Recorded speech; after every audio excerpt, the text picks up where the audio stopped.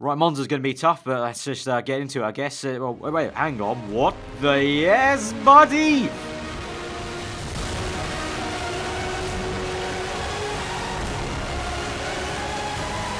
Hi, how are you today? Hi, how are you today? Hi, how are you today? Oh, Chris, mate, you really ruin a mood.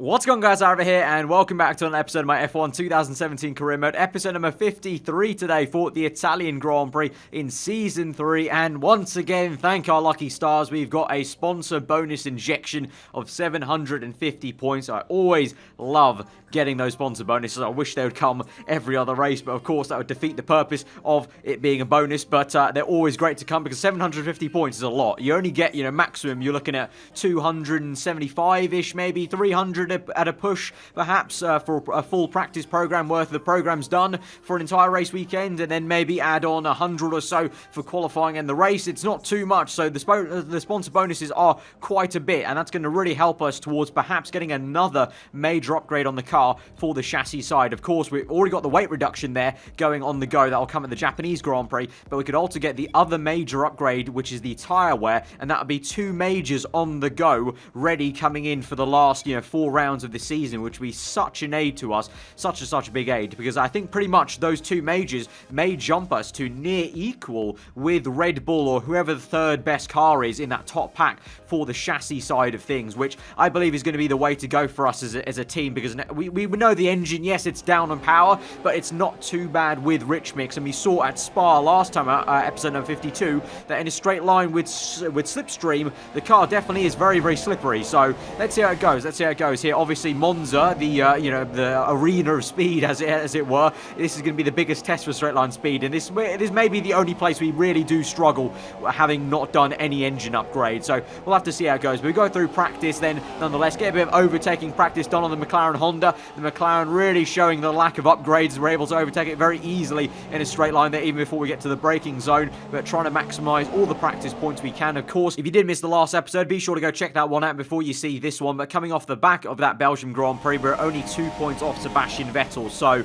we're trying our hardest to really keep on maximizing the car, but trying to do it in a short-term way rather than long-term, because I really want to see if we can maybe try and challenge Vettel, and maybe you got to say the rest of the guys, because they're all getting a little bit unlucky at the moment, but I'm sure they'll come back into the fight, all of those top guys, for the Drivers' Championship. We're the outside man, we're the underdogs, and everyone loves a bit of an underdog story, so I want to try my hardest if we can. So we get into Q2 then, no issues there, and then in Q2, we go on to the soft tire. So like per usual, the second softest tire available to this weekend. Of course, that will open up the strategy quite a bit here. I mean, at Monza, I think technically a one-stop is available anyway if you use the super soft tires, but I'm going to feel a lot more comfortable in the car if we're on the soft compound, and then we go maybe to the mediums, or I don't know, it may even open us up to a more aggressive two-stop. You just never know what's going to really happen in the race, but either way, I think this will be the way to try at least for our first run. You can see a little bit wayward in that second chicane there, going over the bumps. So we go through parabolic and then a little bit wide, and I'm going to use the green rumble strip on the left there. Thank God there's no gravel there like there used to be, otherwise we would have been screwed as we go across the line. Then it's an okay lap time, but it's only P10, so like I mentioned, for the first time this season, really, this is going to be the one and only track where our lack of engine upgrades maybe kind of shows. You can see we've got just under 4 minutes left of the session now. I change it onto super softs, so I feel, okay, we probably may have to go out for a run on super softs here, but I want to look at the timing screen and basically just check where we are, because at the moment we're still P10, so I fast forward the timing screen, kind of praying that we make it in, because you're about to see the split second there that we changed to P11. Someone, I couldn't see who it was, but someone said a better lap time than us. They knocked us out the top 10, but by the point that I realized that, and that happened, it was only 1 minute left in the session, so we're actually knocked out of Q2 by the skin of our teeth there, P11, so we're going to be able to actually, the irony is, going to start on whatever tire we want to, which is not too bad. In reality, if we did make it into Q3, we probably would have only been P10 or P9, so it's not actually too bad, you might say, but frustrating that literally by the point where I got knocked out of the top 10, there just wasn't enough time left in the session. Maybe I should have preempted that and just gone out anyway on super softs and done a run, but I really wanted to try and gamble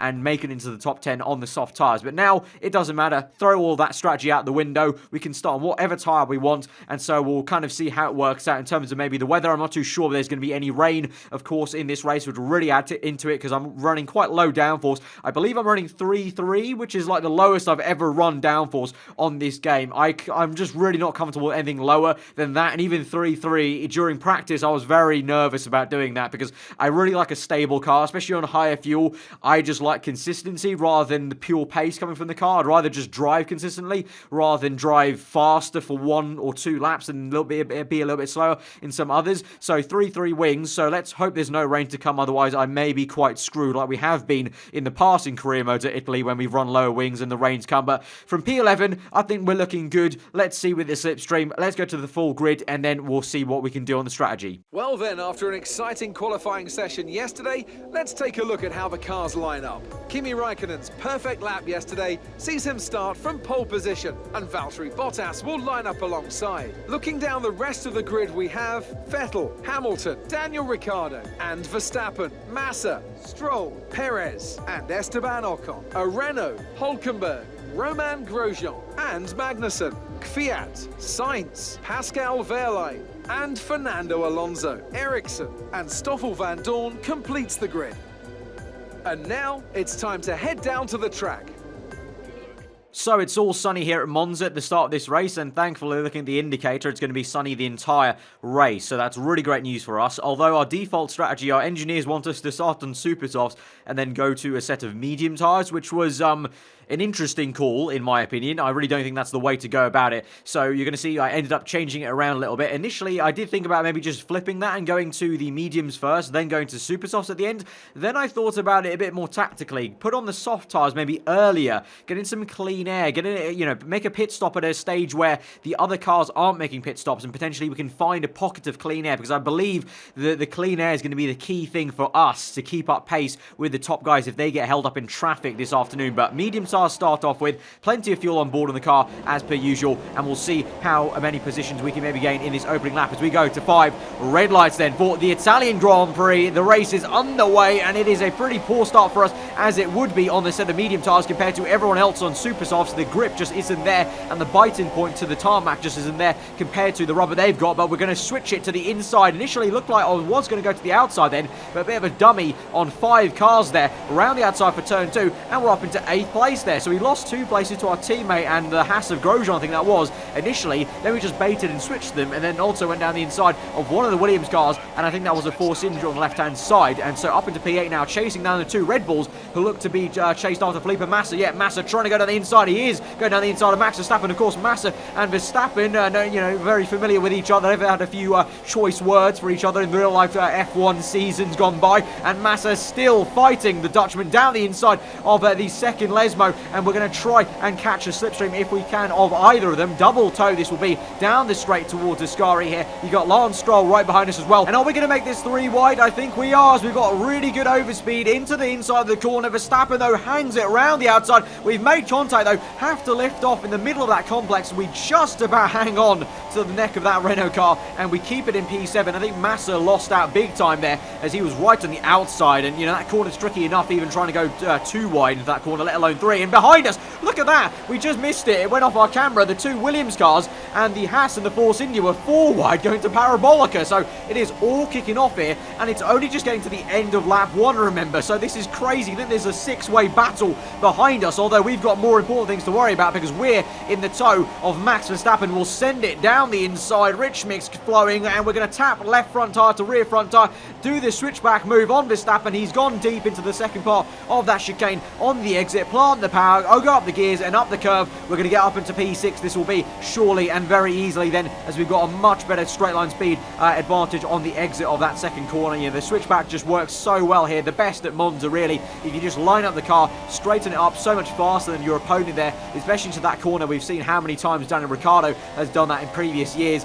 and that was a very Daniel Ricciardo-esque move. But yellow flags there. I think that was a McLaren that had, I looked like a puncher. Maybe he was going slowly to retire soon, but yellow flags in that area of the circuit, and then it goes to a full course yellow, and the safety car, the full safety car, is out. So I think it must have been for that McLaren parking it up near Ascari, and so I debated in my head, and in the split second I had to make a judgment, and I've decided I'm going to come in under this safety car. Now this may not seem like a very logical move from me, but I thought in the split second moment this was the way to go. We're going to go onto a set of soft tyres now, and that will mean we have to make another pit stop in this race, so it is going to be a 2-stop race for us. But it's going to be almost a free pit stop. Yes, we're going to lose some positions and track position with this safety car pit stop. We're going to lose maybe at least 5 positions here, as the guys around us weren't going to pit. Most of these guys were going a little bit longer to stretch their super softs or soft tyres, but now we're going to be on a much better race tyre. The medium tyre, yes, although we're going pretty well on lap 1,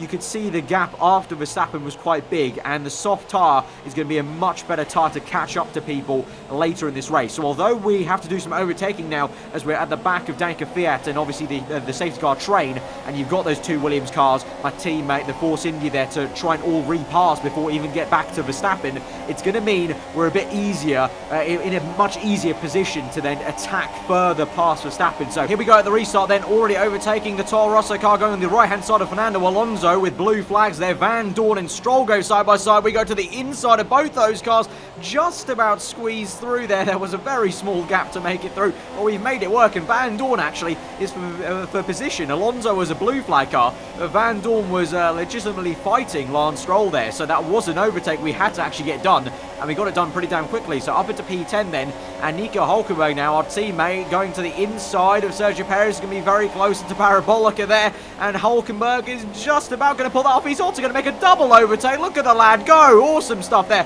from Nico. He's overtaken both Force Indies. Meanwhile, I'm just about hanging on to the back of that train. We just about hold the car through. Nearly span out there, but not quite. Perez into the pits. Ocon now comes back at Hulkenberg. Can we slipstream Hulkenberg? Then Ocon move to right, and it's a bit of deja vu here on the right-hand side like we did on the previous lap, and this time though we go deep into the corner, and it's a bit of an easier pass there, and we're back up into P6, so back into the same position we were in before the safety car, and somehow Verstappen's still ahead of us. So I think someone's lost out there in the safety car period, but there you go, we're already back up into P6 then, so now we can push on the much better soft tyre. Meanwhile though, in the top fight, it's Lewis Hamilton going down the inside of Kimi Raikkonen, who was leading the Grand Prix, but Hamilton to the inside there, side by side on the exit, a little bit of contact there, and argy-bargy stuff between those two guys, and Hamilton decided to come into the pit, so a bit of an awkward situation. I don't know why he really fought Kimi too hard into Parabolica then, but he's in along with Sebastian Vettel, so the two Finns are the only ones that continue on in this race. And Bottas, look at the straight line speed advantage he has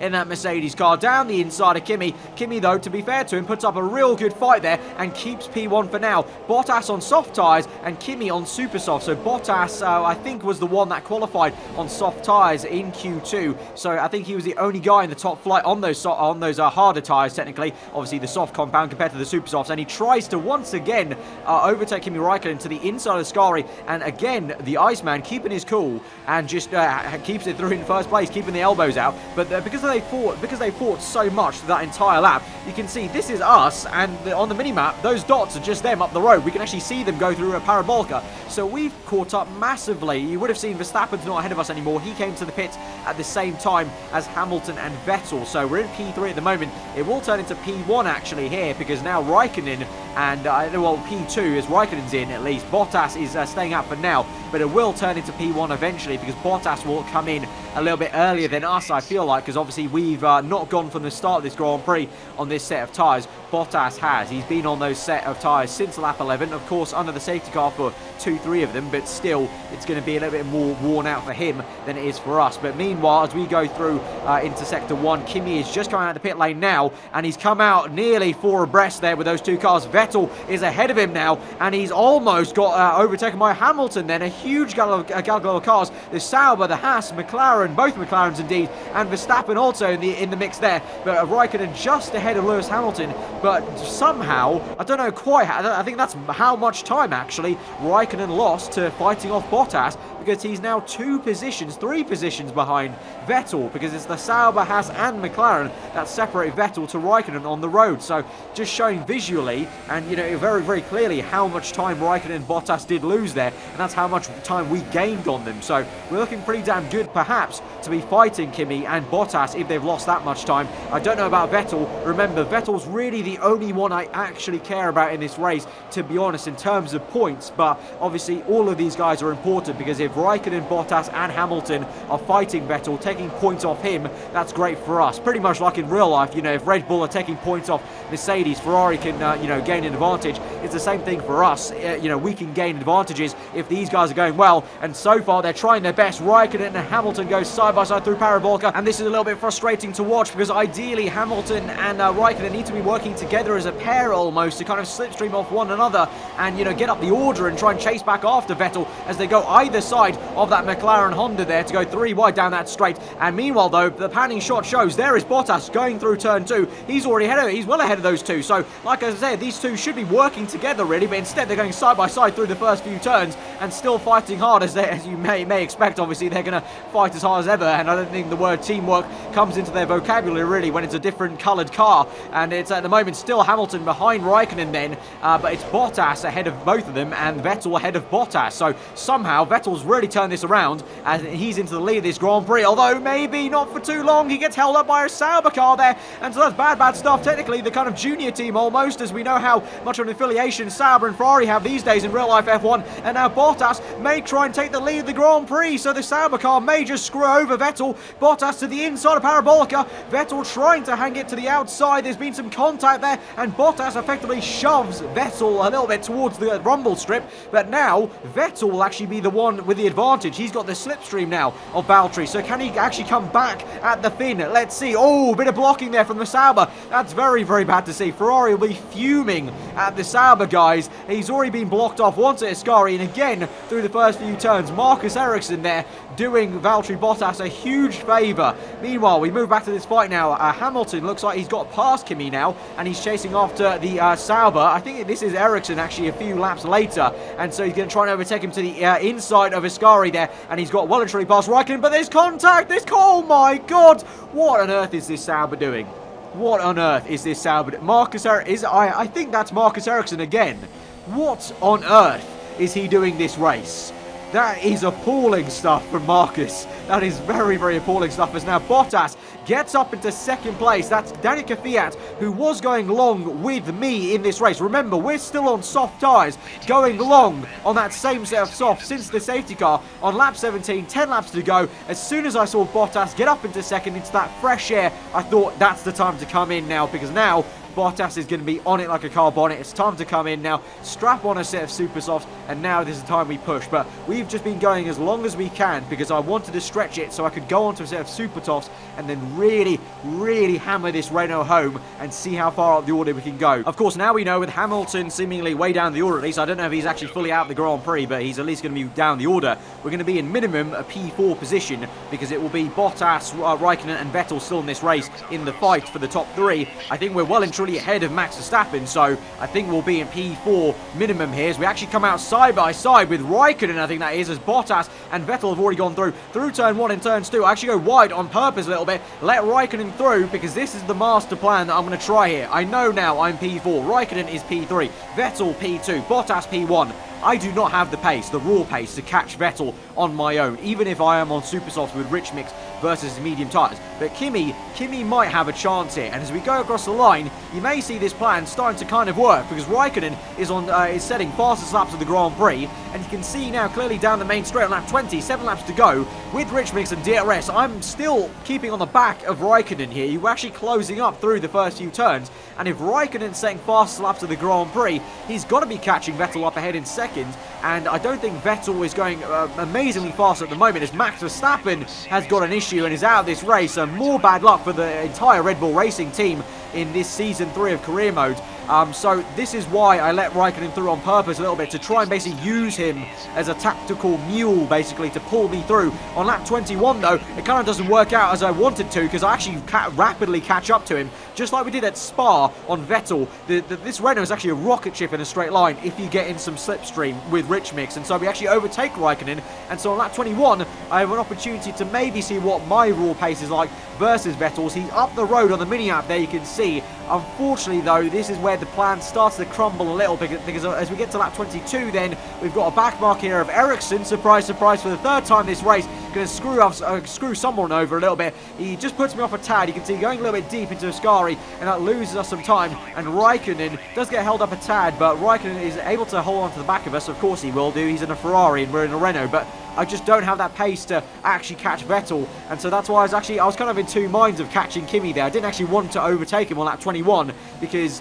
in hindsight, I probably would have been faster just keeping behind him, but I was gaining so much speed on that straight previously on lap 21, I had to overtake him. It would have been stupid not to. And on lap 23 now, Raikkonen does get enough speed to go down the inside, and he's overtaking me legitimately into Ascari, and we have to hang back now in the dirty air a little bit, lose some time with the exit. And so the master plan is not quite working, and it looks like maybe the maximum I can hope for in this Grand Prix is third place. And especially so now, with only a couple of laps left at the end of this Grand Prix, Vettel now is picking up the pace, and he's in the slipstream DRS of Valtteri Bottas, maybe going for the move for the lead of this race. Not quite, squirms around the brakes, and you can see myself and Raikkonen in the background there going down the main straight as well. And doesn't work out for Vettel on that lap, but on the next lap it may do. He's a lot closer. He moves to the inside, and he's already alongside Bottas, and indeed may get completely ahead of him. Yes, he does. Even before they start braking then, Bottas really aggressively trying to catch back some slipstream off the German, but he's up into first place there, and he's in the lead of the Italian Grand Prix in a Ferrari car, so I'm sure the Tifosi are going wild at this point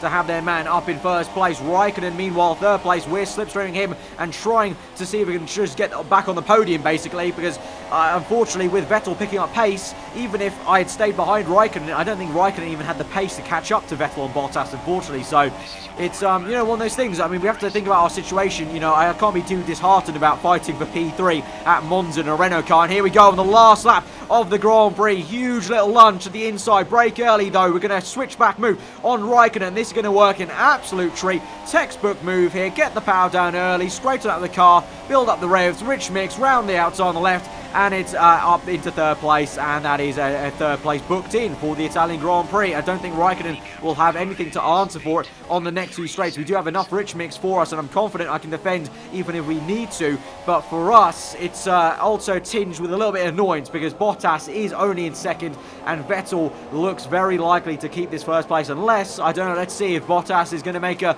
bold dive bomb move into Parabolica. Maybe that's just wishful thinking on my part. There they go towards Parabolica, and I don't think it's going to be. I think Vettel is going to hold this through, so it is going to be a big win for Sebastian Vettel for the Ferrari team. Of course, Ferrari got back into the lead of the constructors last episode, and so this is a great way to celebrate that. It's the Ferrari win at the Italian Grand Prix for Sebastian Vettel, and that will be a bit of an advantage in the Drivers' World Championship as we're going to come home sliding through Parabolica for third place at the Italian Grand Prix. It's another podium for us, though. A string of podiums this is. It's a really good run, and, you know, it's two minds for me. This has been a great Grand Prix for us. Another great result. But, of course, you know, the only guy I cared about was this man holding the trophy, P1.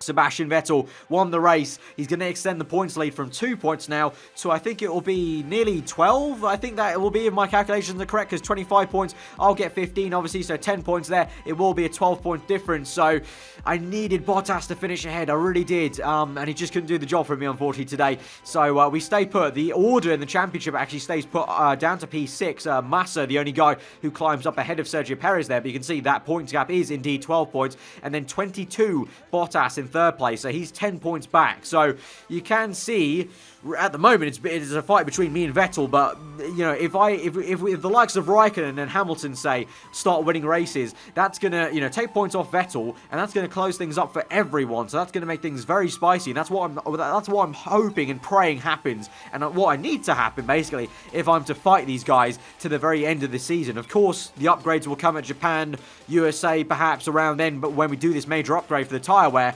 and then we'll see where the car is and everything. I didn't actually mention this, but the patch, the next patch for the game comes out, or came out yesterday. I'm recording this commentary on the Wednesday, but it came out Tuesday night on the PC, but I'd already recorded this race before the patch came out. So next episode, we'll have that patch. So who knows what the car performance is going to be. We may gain some, we may lose some to the cars. I think Force India and the Williams car are going to be the big cars that change around in terms of their pace. So that's going to be another spanner in the works. So it's going to be very very, very interesting how this season ends out, with only 7 episodes to go till the end of Season 3. But you can see we do end up buying that tyre upgrade, so 2 major upgrades coming. So that'll be the Japanese Grand Prix and the USA Grand Prix. We have 2 in a row, major upgrades coming our way. Fingers crossed those don't fail. If they do, that will be a really big shame, but I really hope they don't. Otherwise, I may start losing my sanity. We've already lost enough sanity in this season so far with some of the intros for Chris. But that's been this episode, guys, at the Italian Grand Prix. Podium, nonetheless, fantastic job for us. Smash that like button if you did enjoy it, guys. If you're new around here, then do get subscribed for weekly Formula 1 content. Let me know what you thought in the comments below, as per usual. Hope you guys enjoy the rest of your Wednesday, and I'll see you guys next time. Goodbye.